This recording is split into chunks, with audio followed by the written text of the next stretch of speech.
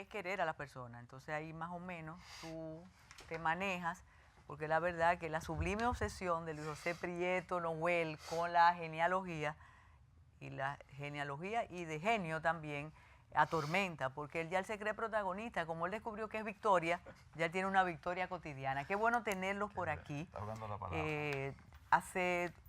Tú estuviste aquí hace como 6 años. Yo puse hoy en la fotografía de eso, fue en el 9, cuando estaban invitando al anterior congreso. Exactamente, pero hoy no vamos a invitar al congreso, incluso con Ferrer vamos a retarlos a ustedes. Pero conversando con Luis José Prieto Noel, me comentó que él está ahora fascinado con la ascendencia Victoria y los descendientes Victoria que están al doblar de la esquina. Ya tiene una especie aquí, tienes otro primo. Luis José, cuéntanos esa nueva aventura con la genealogía que te tiene entusiasmadísimo. Te van a despedir del trabajo ese con un muchacho Prieto que tú tienes. Prieto de apellido, porque ahora con la corrección política no se puede decir. Sí, Prieto Noel, cuéntanos. Mira, hace 35 años yo empecé a hacer mi primer libro, mi primera investigación sin saber que iba a ser un libro. Fue el libro de los Noel que me tomó 10 años hacer esa investigación y poder conseguir todas las conexiones que había con todos los Noeles, casi se puede decir del mundo occidental, o sea, Francia, la República Dominicana, Curazao, Venezuela, y de ahí se esparcieron por todo el mundo. Siempre tenía en mente hacer otra genealogía de otros apellidos que me corresponden, pero siempre, al yo hacer, primero hice los Noel, después hice los Prieto, quería seguir subiendo y estaba buscando cuál sería el apellido que podría ser fácil para mí, y me gustaba el Victoria. Pero yo le preguntaba a mi mamá, mamá, ¿por qué nosotros, si somos Victoria, no nos tratamos con los Victoria que son Victoria? Dice mi mamá, yo no sé, pero es que parece que como éramos de Puerto Plata y estábamos muy distanciados. Siempre tenía esa Victoria por la línea materna. Sí, mi bisabuelo, Carlos Noel, el hermano de Monseñor Noel, estaba casado con Hortensia Victoria Victoria, que era una hermana mayor de Eladio Victoria, el presidente de la República. Y ese Eladio Victoria, junto con Mamatén, eran 10 hermanos, de los cuales hay 6 que tuvieron descendencia, 4 que no la tuvieron, y yo desciendo de Mamatén, y tú desciendes de Alfredo Victoria. De Alfredo Victoria, que era el papá del papá de tu mamá, pero más para arriba, el que es Victoria Victoria. Abraham. No, Eduardo Victoria Victoria, que era el papá del general Alfredo María Victoria. Sí. Entonces, nosotros descendemos de 2 ramas de los Victoria Victoria. Pero ¿cómo tú empezaste la indagación? Entonces, aparte la indagación era que siempre me llegó una vez un cuadrito, que lo tenían casi todos los Victoria, donde había escuetamente cómo venía la descendencia de los Victoria, pero yo no conocía a todo el mundo. Conocía a un compañero mío que era Rafaelito, sabía que Cuquín Victoria era familia de nosotros, y así diferentes personas que siempre se llamaban Victoria, pero yo decía, para yo comenzar una investigación de un apellido como el Victoria, yo necesito tener a alguien dentro de esa familia que me dé esa información para yo poder ir trabajando. Y que tenga el interés, porque me imagino, y eso también lo comentaremos con Ferrer, que hay personas que dicen, a mí no me interesa. Está bien, pero había sí una persona que era compañero mío, como 4 o 5 años mayor, que era el ingeniero Barón Victoria, y siempre me decía, ¿cuándo vamos a hacer libro? ¿Y cuándo vamos a hacer libro? Entonces, hace como 6 meses, se apareció un día en la oficina y me dice, ¿cuándo vamos a comenzar el libro de Victoria? Y digo yo, cuando yo tengo un Victoria que me ayude. Dice, yo te ayudo. Y ahí comenzamos la investigación que se comenzó hace 6 meses. Mira lo que tenemos ya, eso allá. Hemos conseguido mucha información. Y entonces comencé a invitar a personas y cada uno... ¿Cómo establece la relación con González Victoria? A través de las personas que iban llegando a mí, yo voy haciendo mi árbol genealógico y voy bajando.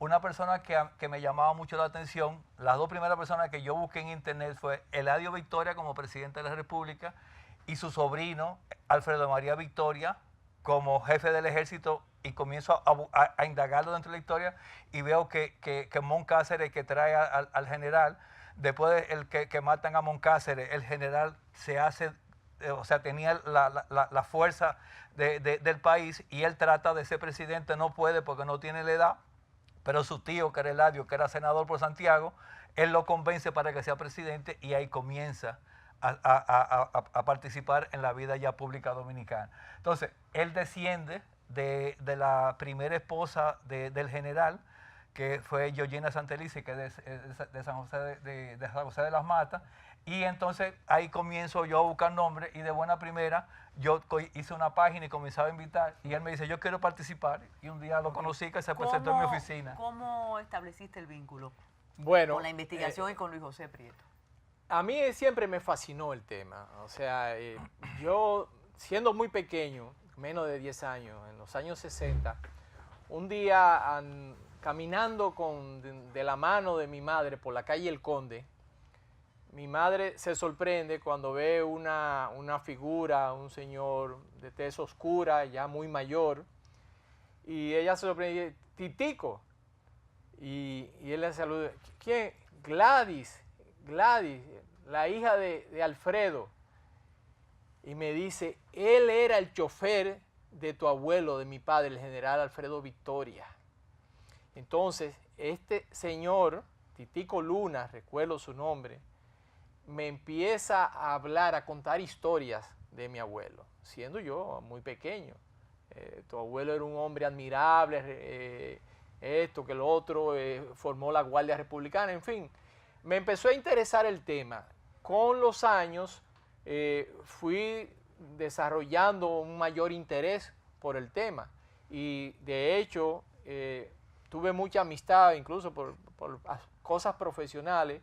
Conocí a los Cáceres, me hice muy amigo de don Antonio Cáceres, un distinguido corredor, y sus hermanos, don Memé, me contaron muchas historias relacionando a Mon Cáceres y la familia Cáceres con mi abuelo, cómo Mon Cáceres quería a mi abuelo como un hijo, y todo eso me sirvió para tratar de entender también qué sucedió en el gobierno de los Victoria, en el 1912, el gobierno de los Victoria, cuál fue la situación política, cuál fue el manejo de este hombre que era mi abuelo con menos de 30 años, en el momento que asesinan a Mon Cáceres, con la responsabilidad de prácticamente dirigir el país porque tenía el poder, era el ministro de guerra, el ministro de interior simultáneamente, y para un muchacho de 20 y pico de años era una tremenda responsabilidad.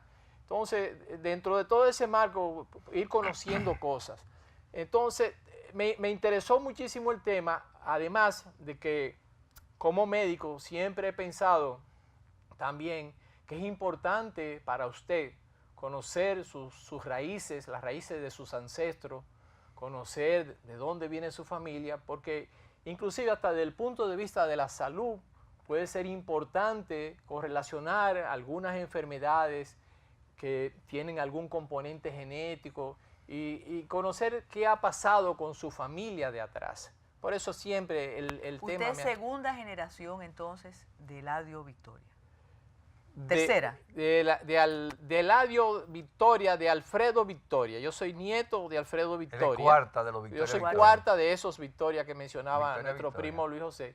Pero cuando yo llego a través precisamente de otros familiares, nuestro primo Rafael, que está por aquí, Rafael Paulino, y llego también a la presencia de Luis José, que habíamos... ¿Pero usted conocía a Luis José antes? No lo conocía, a pesar de que yo también pertenezco a la familia González, de la clínica Abel González, y él vivía cerca ahí, Al lado. y nos habíamos Claro. visto al lado, pero no lo conocía. Pero cuando he tenido la oportunidad de conocerlo y he escuchado todo este derroche de información y conocimiento de la genealogía y cómo ha ido avanzando en esta investigación, pues la verdad es que estamos muy Pero entusiasmados. dime, ¿cómo lo conoció?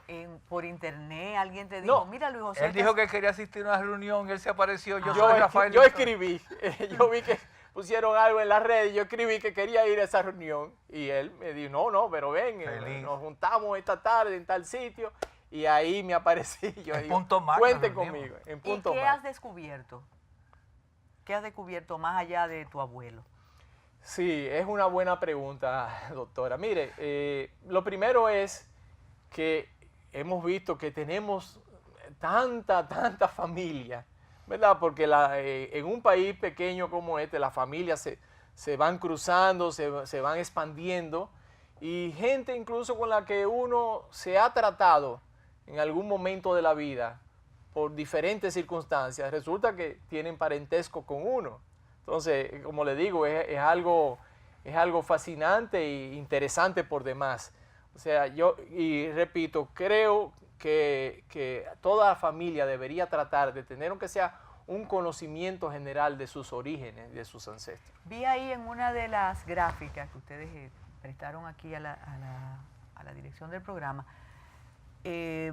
judíos, y vi una estrella de David. ¿Qué pasa con eso? ¿El primer Victoria era sefardita? Cuéntenos eso.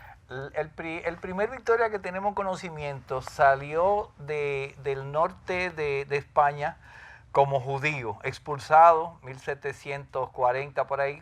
Los primeros judíos que salieron cuando la reina Isabel expulsó a los judíos fue en 1492. El reino de León era un poco más tolerante con los judíos y se quedaron en el norte.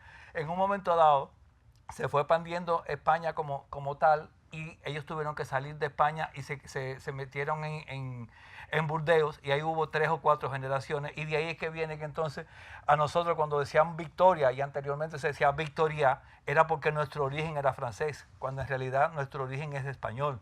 Entonces uno que se llamaba Abraham se fue hacia Cuba, de Cuba era comerciante, era consignatario de productos, de Cuba saltó a Haití, a donde llevaban los frutos para Francia, y de ahí cuando la independencia de Haití es que pasan a la parte dominicana, y entonces se quedan aquí. Hubo un momento dado en que todos eran sur, a la capital. Se fueron a Baní, que es nuestro tronco familiar de los Victoria.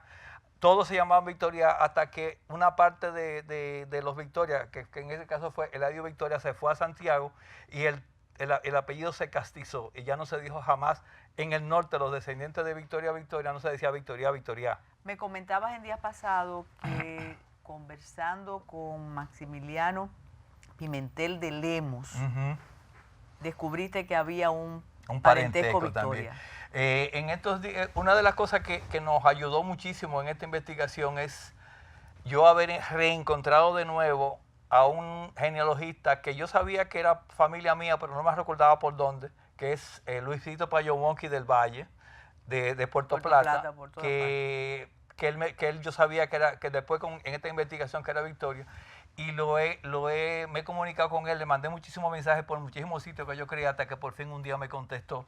Y me dijo, yo tengo toda la genealogía de los Victoria.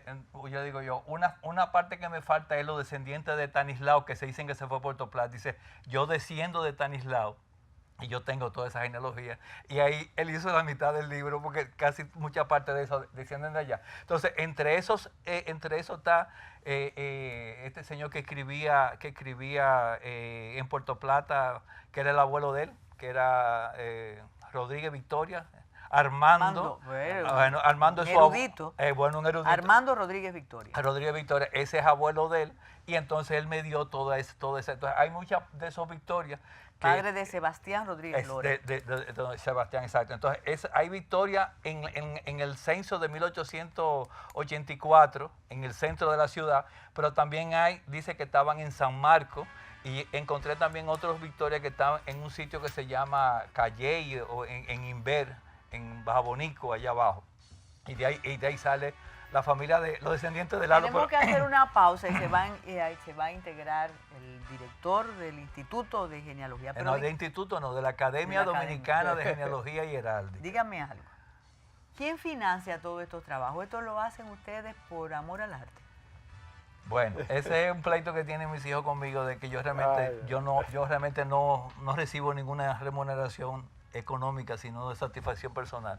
Yo realmente soy un apasionado de la genealogía, y todo lo que yo uso o gasto en la genealogía lo pago yo de mi propio fondo peculiar desde que esto comenzó. O sea, yo no he tenido nunca una asignación de dinero, y cuando hice la primera vez que hice el libro de Noel, el libro se hizo con la contribución de todos. O sea, yo le decía a todo el mundo me tiene que dar 1,000 pesos, yo le doy tantos libros como tengan hijos. Y así esos 1000 libros que yo hice, yo los repartía. A los que me quedaron dentro de ellos, yo los vendía a 300 lo que eran el tapa blandita y 500, y eso lo decía. ¿Cuántas victorias te faltan o cómo se considera completa una investigación? Nunca se va a terminar una investigación sobre algo, porque habrá mucha gente que se han ido para Nueva York, otros se han ido para Boston, otros se han ido para Miami, otros se han perdido, otros están muertos. Tú no lo puedes contabilizar. Pero yo sí le dije ya a los muchachos hoy, el libro en diciembre tiene que estar listo porque estamos poniendo a circular en marzo del año que viene. Y una de las ponencias que se va a hacer en el próximo congreso, yo voy a hablar sobre la historia de los Victoria, así como la historia de otro libro que estoy haciendo en la familia de Soto, que lo quiero hacer los dos para el año que viene. También parientes suyos. Dígame. No son parientes míos, sino son parientes de la esposa mía. Doctora, mire, y yo quiero de forma sincera invitar a todo el mundo cuando el libro salga a que lo vea. Porque las cosas que hemos ido conociendo a través de Luis José, nosotros mismos que somos parte de la familia, estamos asombrados y reitero, fascinados. Cosas como, por ejemplo, la relación de los Victoria en un momento dado con los norteamericanos en el 1912 y las presiones que recibieron, cosas que a la postre devinieron en la intervención militar norteamericana del 1916. La relación de Alfredo Victoria también durante el régimen de Trujillo, la presión que tuvo incluso ser forzado a un autoexilio y morir al fin y al cabo en el exilio y cosas por el estilo. Hay muchos detalles fascinantes que yo sé que a la gente, inclusive el que tenga interés por conocer cosas de la historia dominicana en general le va a gustar. Pero hay un detalle, aunque Ferrer podrá extenderse sobre eso. En genealogía tú también buscas las historias personales, no solamente es buscar, mencionaron a Abraham, como Abraham, hijo de fulano, Perencejo, buscar actas de nacimiento solamente. La genealogía es el tú buscar en esa escalera hacia arriba de dónde tú provienes. Pero tú no ganas nada con decir de dónde tú provienes si tú no sabes qué hizo esa persona con respecto a la historia y al tiempo. Entonces, eso es lo que adorna el libro, saber de dónde tú vienes en el sentido de quiénes fueron. No importa que hubiera sido un talabartero. Yo desciendo en mi libro de Noel de un cardador de lana. ¿Qué es lo que es un cardador de lana? Yo me imagino una finquita con mucha oveja y le quitaban la lana y hacían una tela de lana con eso.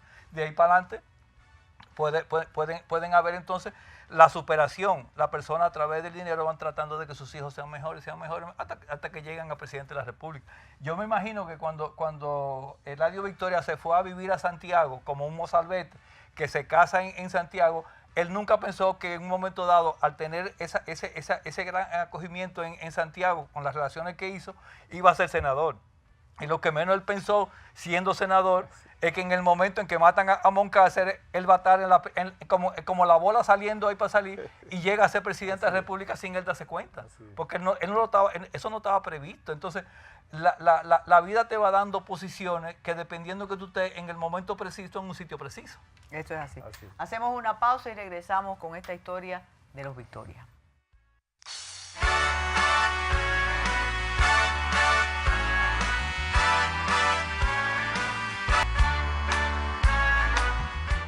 Es fascinante. En Puerto Plata, siempre mucho antes de existir internet y existir toda esta correlación de información rápida, existieron genealogistas de hecho. Carlos Manuel Finque, Rodríguez de Morici, el hermano de don Rodríguez de Morici, Rafael Paiwonsky Brugal, se hizo leyenda. FIFO. Exactamente, recortando periódicos y preguntando.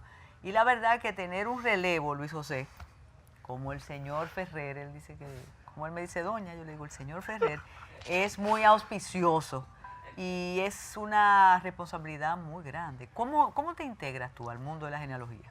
Bueno, es curioso. Primero yo vengo de una familia donde hay académicos. Mi abuela es miembro de la Academia Dominicana de la Historia. Desde pequeño crecí entre libros. Siempre tuve interés por los libros, por la investigación. Pero en realidad, a mí como yo llego a la genealogía, o como yo decido ya empezar a investigar, es a raíz de un robo. Un tío de mi abuelo había peleado en las 2 guerras mundiales, francés, y su única hija se casó con un alemán. Y él mandó sus condecoraciones y todas sus fotos y sus memorias de las guerras, las mandó aquí. Se perdió. Yo pensé que se había perdido, lo habían dejado tirado, no les interesó, parece que a los ladrones que se metieron en mi oficina. Ah, pero fue una historia que le tocó a usted directamente. A mí, directamente.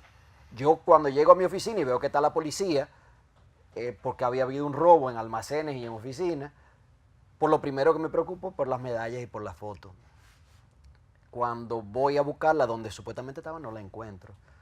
Y empecé a llorar, porque era la historia de la vida de este individuo que se había pasado peleando con los alemanes y mandó todo aquí porque su hija precisamente se casó con un alemán y él decía que sus medallas y sus memorias no iban a caer en manos de ningún alemán.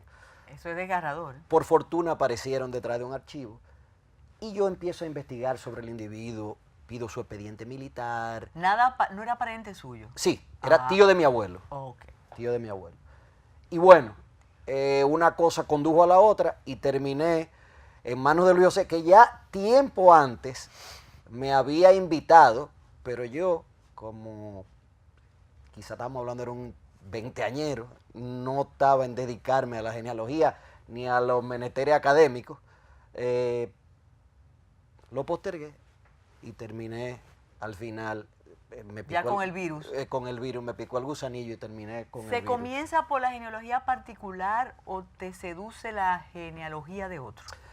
Se comienza por la genealogía particular frecuentemente, y hay algo que yo quisiera que el público que nos sigue, el público televidente, entendiera. La genealogía se tiende o está concebida como algo elitista, ¿no? ¿Por qué? Porque quienes tenían genealogía o quienes tenían escrita su genealogía, sus crónicas en principio, era la aristocracia y la nobleza. Sin embargo, yo la genealogía lo veo como algo eminentemente o netamente democrático, porque cuando hacemos genealogía nos damos cuenta de dónde venimos y que todos estamos emparentados. ¿Te das cuenta? Exactamente, pone a cada quien en su lugar. La genealogía es una gran virtud que tiene como ciencia. Una virtud que probablemente no se ha explorado. Yo vengo desarrollando esa tesis en los últimos congresos, conversándola con los colegas, y me parece muy interesante, porque se va al extremo diametralmente opuesto de lo que la gente, como la gente la ve y como la gente lo concibe. ¿El ADN ha ayudado para la genealogía o no? Por supuesto. La prueba de ADN. Por supuesto, la prueba de ADN ha contribuido con los estudios genealógicos. El tema de la prueba de ADN es que las bases de datos van aumentando en la medida en que más personas se hacen el análisis. Y en ese mismo sentido, los datos de lo que podemos disponer como candidatos de la prueba, van a ir creciendo exponencialmente en esa misma medida. ¿Puede existir, y lo conversaba con Luis José el día pasado, una persona a la que se le dificulte casi de manera absoluta encontrar su ascendencia? Sí. Le voy a poner un ejemplo que tiene que ver también con los Victoria, que Luis José quizá podrá desarrollar. El apellido Santana. El apellido Santana, todos los Santanas que hay aquí, viene de una casa, de un hospicio de niños huérfanos expósitos en Canarias, porque ese hospicio estaba bajo la advocación de Santa Ana, y todos los niños que eran depositados ahí salían Santana, con el apellido Santana. ¿Qué pasa con el apellido Expósito? Exactamente. Que hubo un inconveniente hace un tiempo aquí en una institución, y proponía a alguien que mejor poner Expósito que un apellido que tuviera otro, porque cada apellido tiene un origen, por menos noble que sea. Cada apellido tiene una historia. Una historia, eso. Cada apellido y tiene un abuelo, un bisabuelo. Y en realidad de eso va la genealogía, de la historia familiar. Y todos tenemos una historia. Por simple y sencilla que la veamos o la contemplemos, todos tenemos una historia. Y nuestros antepasados todos tienen una historia que contar. ¿Se facilita o se dificulta más en las islas por ser hijos de los barcos nosotros? No necesariamente, no necesariamente. A ver, hay dos vertientes. Primero tenemos la vertiente a la que pertenecemos nosotros, que es la vertiente del Caribe hispano. En el Caribe hispano, católico por demás, ¿no?, se siguieron los lineamientos del Concilio de Trento. de mediados del siglo XVI. Y ese Concilio de Trento lo que determinó es que cada parroquia iba a llevar libros de bautismo, confirmación, matrimonio y defunción. O sea, el Concilio de Trento lo convirtió en obligatorio. Había parroquias que lo llevaban de hecho, pero el Concilio de Trento ya lo convirtió en una norma. No así en las islas del Caribe francés hispano, aunque los franceses también, pero al no existir una estructura tan definida, se fue definiendo más adelante, siglo XVII, siglo XVIII, en el Caribe francés y anglosajón, perdón, no tienen quizá la riqueza documental que tenemos aquí. Por ejemplo, el primer libro de bautismo y de matrimonios de la catedral es de 1590, la primera partida de bautismo, y es probablemente el documento que hay in situ, que se ha conservado in situ, más antiguo que hay fuera del archivo de Indias de Sevilla, o sea, en los archivos locales. ¿Está bien conservado? Está bien conservado. Se ha trabajado con un proyecto de la cooperación japonesa que contribuyó con la conservación de ese patrimonio. ¿Qué hace la academia con una investigación como la que está llevando a cabo Luis José Prieto Noguel? ¿La academia avala ese tipo de investigación? ¿Indaga para saber si el trabajo es serio, si es profesional? ¿Cuál es el Claro, lo primero, el oficio de genealogista,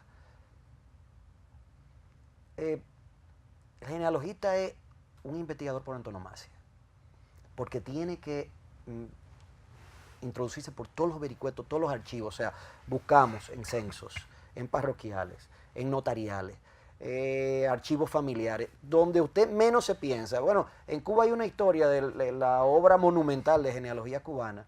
Como se recopiló toda esa información, era que el señor que estaba a cargo de la investigación, el conde Jaruco, un libro 9 volúmenes, iba pueblo por pueblo con pregones comprando papeles viejos.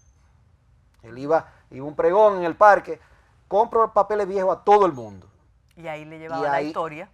Le llevaron tesoros. Tesoros que muchos de ellos tocan a la historia y la genealogía dominicana.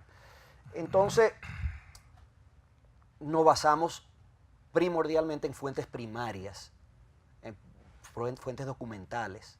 O sea, a pesar de que trabajamos con historia oral, la historia oral es una guía, pero contrastamos con las fuentes documentales cuando existen y tratamos de buscar y complementar con fuentes documentales.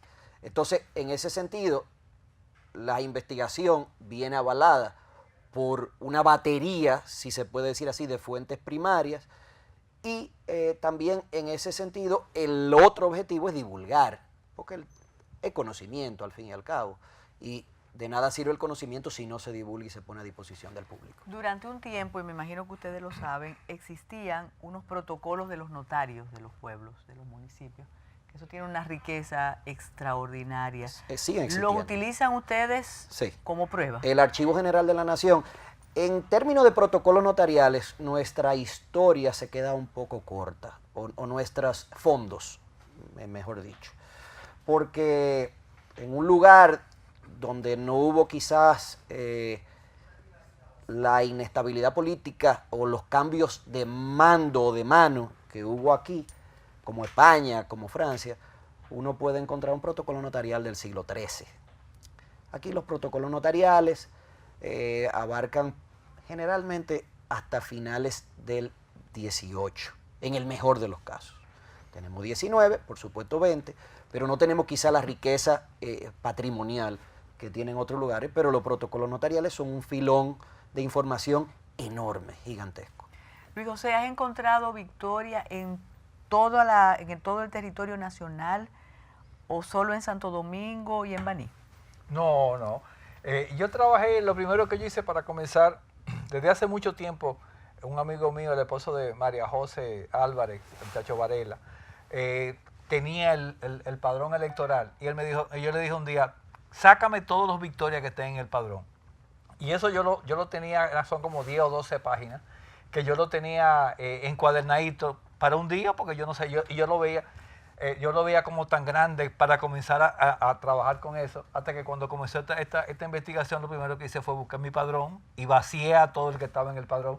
Y hay victoria en todas partes. Tenemos victoria El origen es Baní, y después de Baní se riega en Barahona, San Pedro de Macorís, La Romana, Higüey, Sabana de la Mar, Sánchez, Samaná, Nagua, tenemos Santiago, San Francisco de Macorís, todos los alrededores de San Francisco de Macorís. Por la parte mía yo tengo Montecristi, los alrededores de Villarriba, Villavasque. ¿Y todos de un origen común? Sí, claro, todo el que tiene Victoria, hasta donde yo he encontrado, yo lo que no he encontrado a veces es, hay Victoria que yo tengo 3, 4, 5 generaciones, y después ese último Victoria no sé cómo empalmarlo con alguien, porque nada más sé que se llama Luis Victoria. ¿Y quién es Luis Victoria? Bueno, pueden haber muchos Luis Victoria. Tenemos muchos Alfredo, tenemos muchos Eduardo, tenemos muchos Alejandro, tenemos muchos Arístides.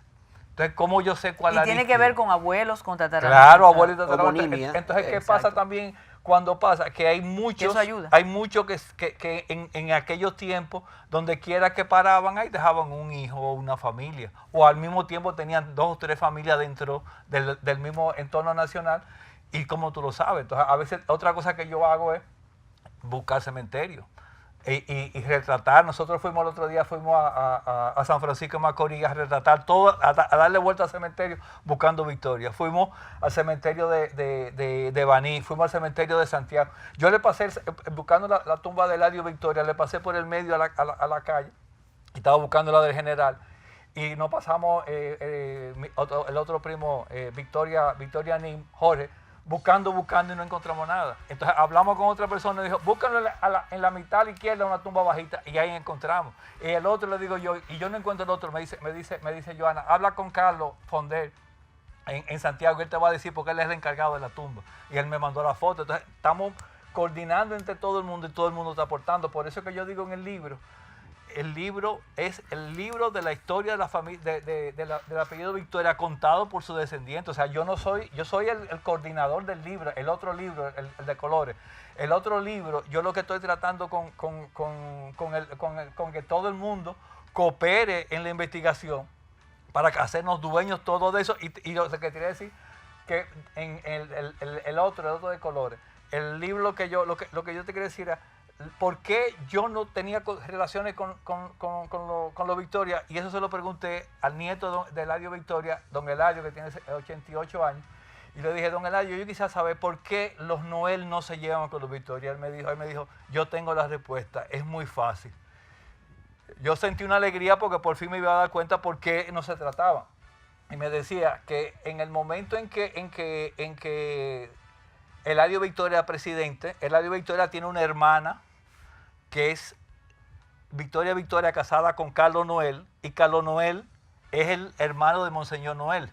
O sea que en un momento dado comienzan los Victoria como presidente y terminan los Victoria y comienzan los Noel. Entonces, mientras tuvieron los Victoria, ellos tenían presos a los que habían matado a Amón, porque habían hecho un pacto que atraviesa. Exacto. Entonces, lo primero que pasa, que cuando sale Eladio Victoria y comienza Monseñor Noel, aparentemente las presiones que tenía le hicieron tirar un decreto en el que le daba la amnistía a todos los presos políticos, y ahí estaban los presos políticos, estaban los que habían matado a Amón. Y a partir de ahí las dos familias se separan, los Victoria no se llevaban ya más con los Noel, y después de 100 años yo he encontrado cuál es la razón por la cual las dos familias estaban separadas, y eso no lo sabe nadie. Hay una práctica muy nuestra, y creo que es universal, que hay personas en una comarca que se crían con tu familia, y todo el mundo dice, ese muchacho es Ferrer. Quizás nunca lo han declarado, pero creces y tienes tus hijos como Ferrer. ¿Se detecta eso en la genealogía? El que no es auténtico. ¿O eso a través de la tradición oral sí, pero documentalmente, si no está declarado, solamente a través de tradición oral. Hacemos otra pausa y regresamos. Yo quiero,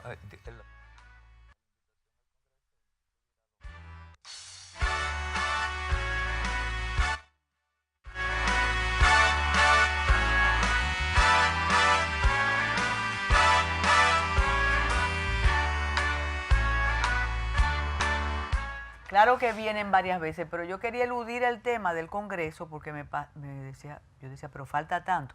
Pero cuéntenos del Congreso. Bueno, el tema del Congreso es que la Academia Dominicana de Genealogía Heráldica ha sido escogida para celebrar, como anfitriona, del próximo Congreso Iberoamericano de Genealogía Heráldica, que se va a celebrar en el mes de octubre del año 2019.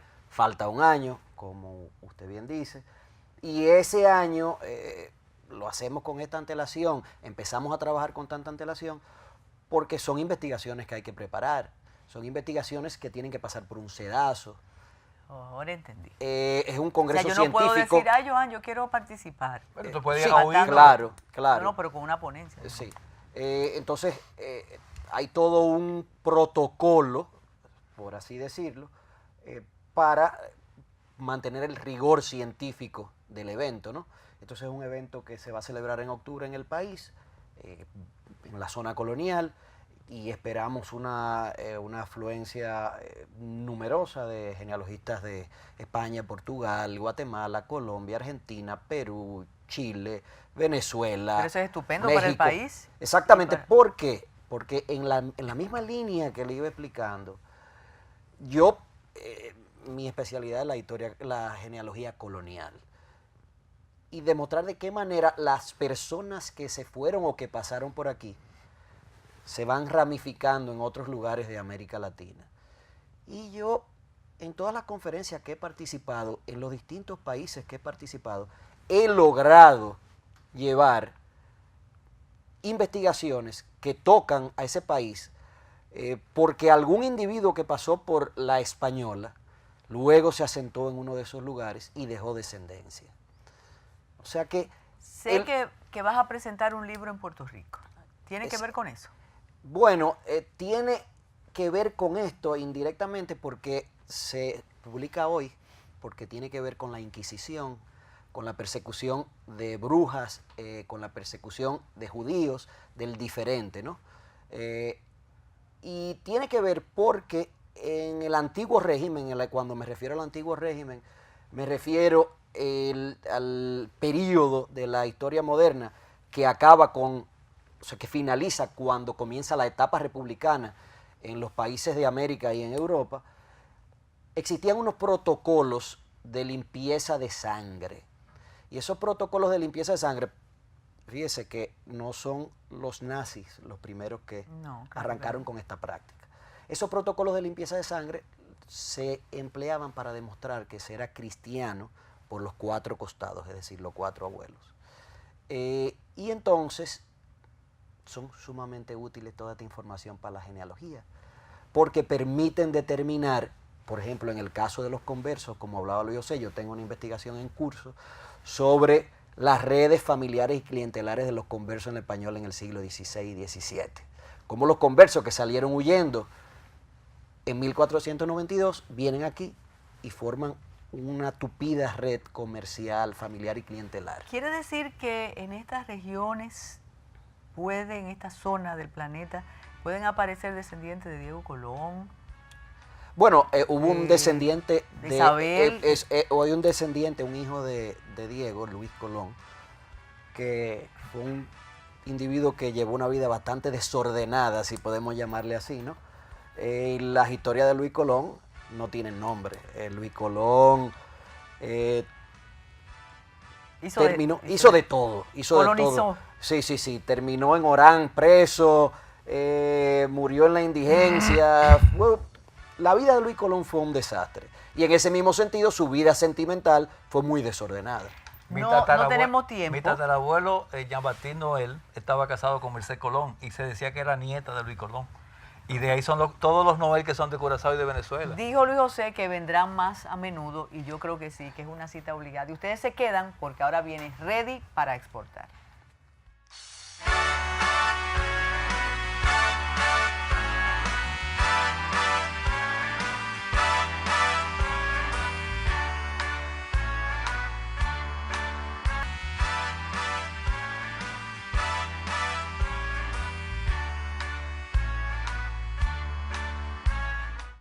Muy buenas amigos de Ready para exportar. Esta semana recién pasada tuvimos varios eventos en la República Dominicana que van a tener no solo un impacto en el momento que pasaron, sino que también van a tener mucha perspectiva para lo que pueda pasar en los meses venideros. Empezamos con nuestros patrocinadores de nuestra sección Ready para Exportar, las zonas francas de Curazao, Curinde, quienes estuvieron en visita acompañada por el ministro Steven Martínez, el ministro de Desarrollo Económico de Curazao, firmaron un acuerdo de colaboración, un memorando de entendimiento con el Centro de Exportación e Inversión de la República Dominicana. Ahí tenemos a Jacqueline Jensen, la directora de Curinde, firmando en presencia del ministro Martínez y de la embajadora Annemiek, la embajadora de los Países Bajos, y de Fiorina Hernández de Curinde. Esto se hizo en el marco de la visita del ministro Martínez a la República Dominicana para asistir a la conferencia internacional de la Asociación Latinoamericana de Exportadores de Servicios, pero también con la noticia de la inauguración del el Curazao Desk en la República Dominicana, que va a ser un punto de información y de asistencia a las empresas de Curazao para el mercado de la República Dominicana, así como para las empresas dominicanas en el mercado de Curazao. Esta es una muestra del interés y del compromiso de Curazao en hacer negocios y buscar oportunidades de negocio mutuo para la República Dominicana.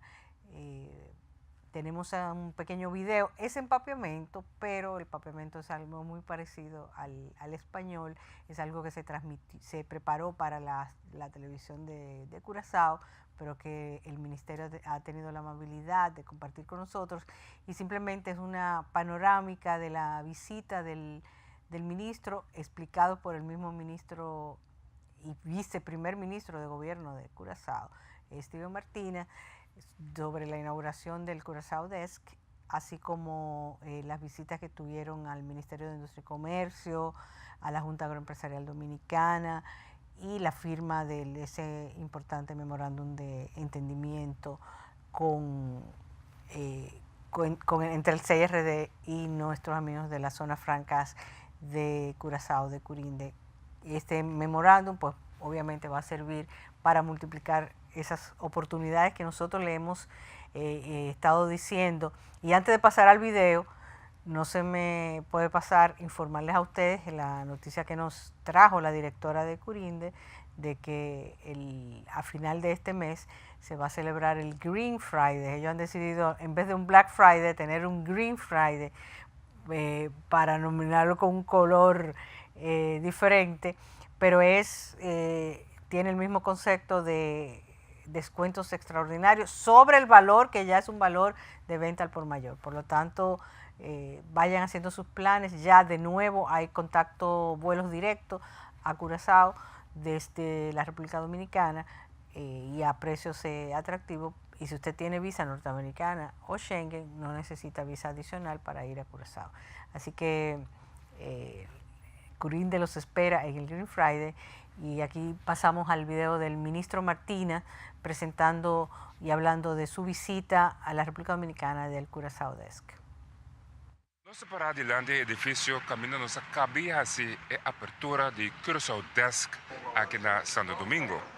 Curazao Desk na Santo Domingo nos mira como uma extensão de meio e Cinex aqui na Santo Domingo para nos promover relação comercial com Santo Domingo e também promover inversionistas para esse negócio com a via de Curazao. Com essa aqui, nós damos contenido mais na esse negócio entre Curazao e Santo Domingo e lograr resultado concreto. Al final, nós queremos complementar o diferente negócio aqui na Santo Domingo e também via DSA criar mais cupos de trabalho no Curazao y promover desarrollo económico para Curazao.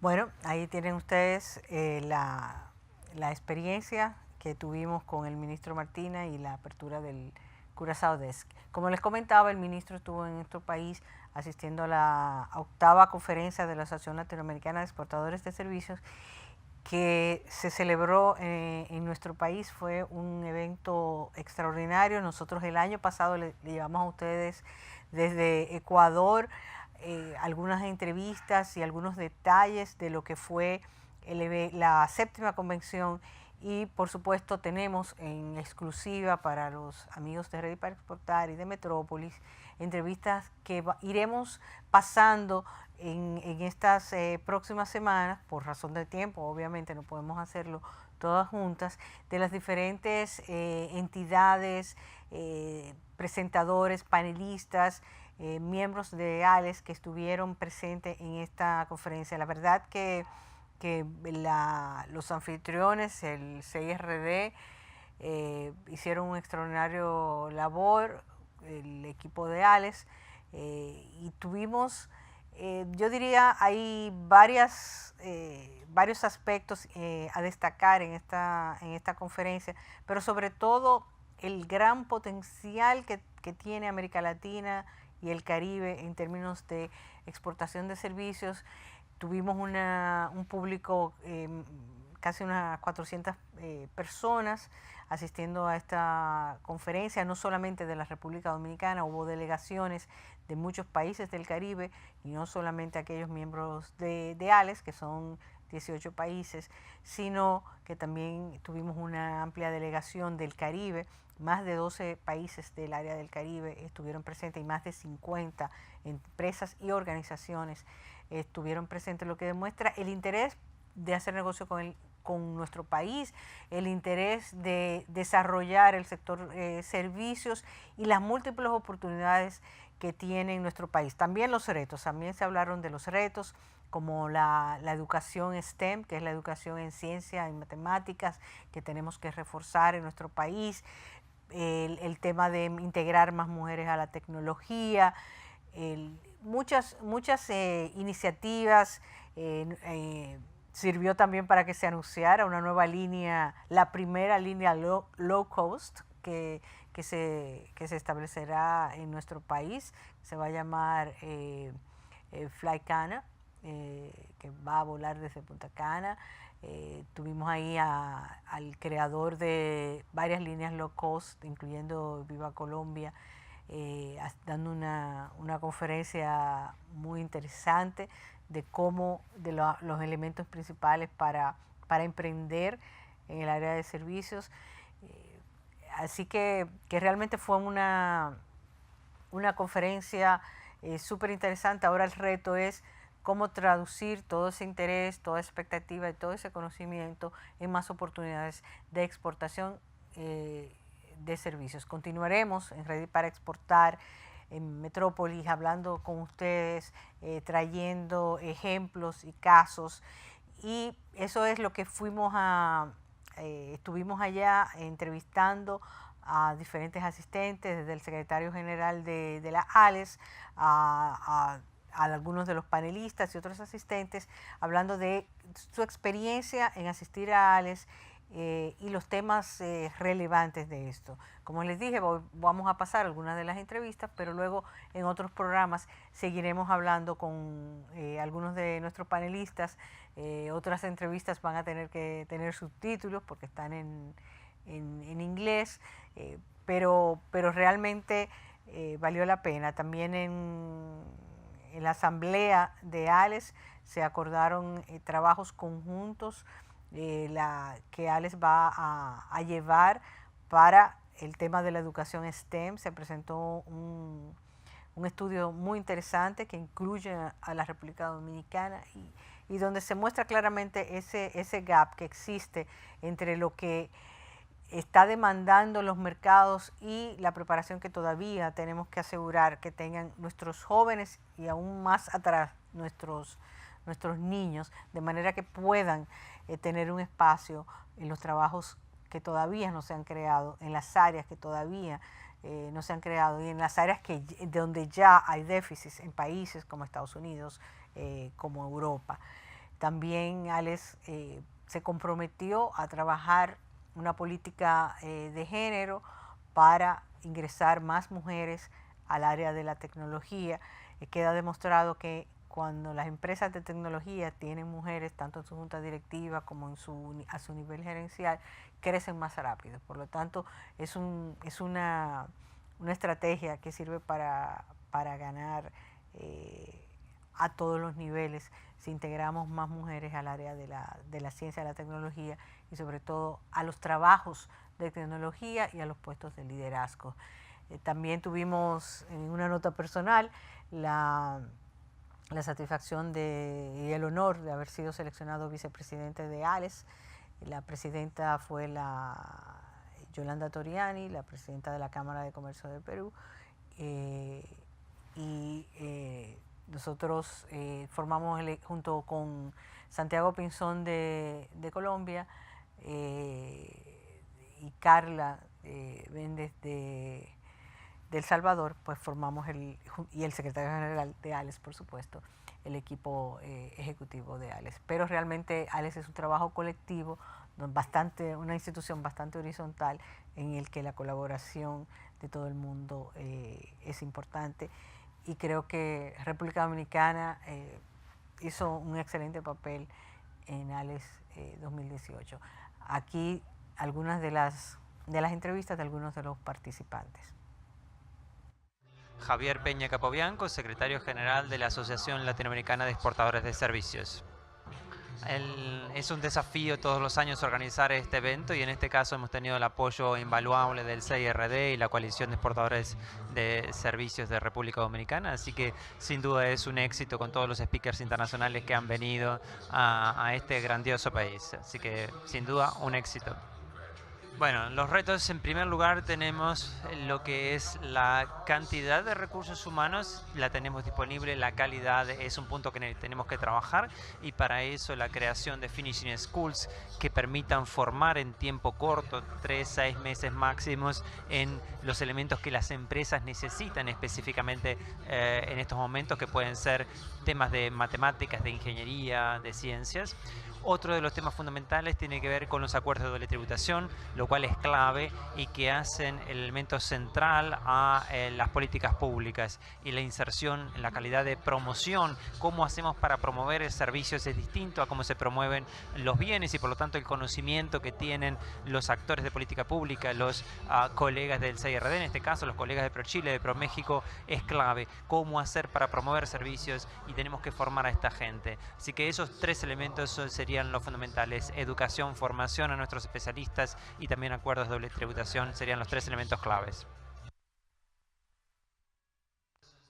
Mi nombre es Luis Robio, soy el CEO de Bellatrix, una empresa que nació en Mendoza, Argentina, y que hoy día tiene 4 centros de desarrollo en Mendoza, Buenos Aires, Lima y Bogotá. En total tenemos unas 700 personas atendiendo básicamente a clientes de Estados Unidos y Canadá. Nuestra presencia en Estados Unidos además se centraliza a través de una oficina técnica comercial que tenemos en el Silicon Valley. El evento es un evento muy interesante, he tenido la fortuna de que me invitaran y de venir por primera vez a este país. Está bueno el esfuerzo que están haciendo. Hay que tener paciencia, los resultados no son tan rápidos como uno quisiera, pero realmente creo que hay que persistir en esto de conectar gente de este negocio. Yo diría que hay varios retos. Uno de ellos tiene que ver con la escasez de talento, con la tendencia de que los chicos jóvenes un poco le huyen a las carreras duras de ingeniería, con la convicción de que es todo alrededor de la matemática, y en el caso de la programación de computadoras no es tan así, pero es un sentimiento generalizado que hace que nos falten recursos humanos. Otro gran desafío es que los sistemas bancarios latinoamericanos no contemplan en su estructura de préstamos las empresas que se dedican a servicios. Entonces tenemos muchas dificultades para conseguir financiamiento. Otra barrera es que si queremos participar de las grandes ligas mundiales en el negocio del software, tenemos que ser muy fluentes con el inglés. Y ese también es otro desafío que tenemos que enfrentar. Pero yo diría que el más grave de todo es la escasez de recursos humanos preparados y la tendencia preocupante de que a los jóvenes le está resultando como poco atractivo las carreras de ingeniería. Hola, mi nombre es Fiorina Hernández, yo soy de Curazao y represento la organización de Curinde. Curinde es la empresa que maneja 2 zonas francas en Curazao y también un parque industrial. Bueno, el ALES 2018 me encantó mucho y hemos aprendido mucho de lo que es la parte de exportación de servicios y me pareció a muy alto nivel y quedé impresionada. Los retos creo que es la tecnología, que ahora se está avanzando muy rápidamente, pues es un reto que todos tenemos que ser conscientes de que avanza muy rápido. Bueno, la consistencia, palabra clave en todo el tema de exportación de servicios. En la próxima semana tendremos otras entrevistas desde ALES 2018, así que por hoy nos despedimos. Muchísimas gracias por su sintonía con Ready para Exportar y con Metrópolis.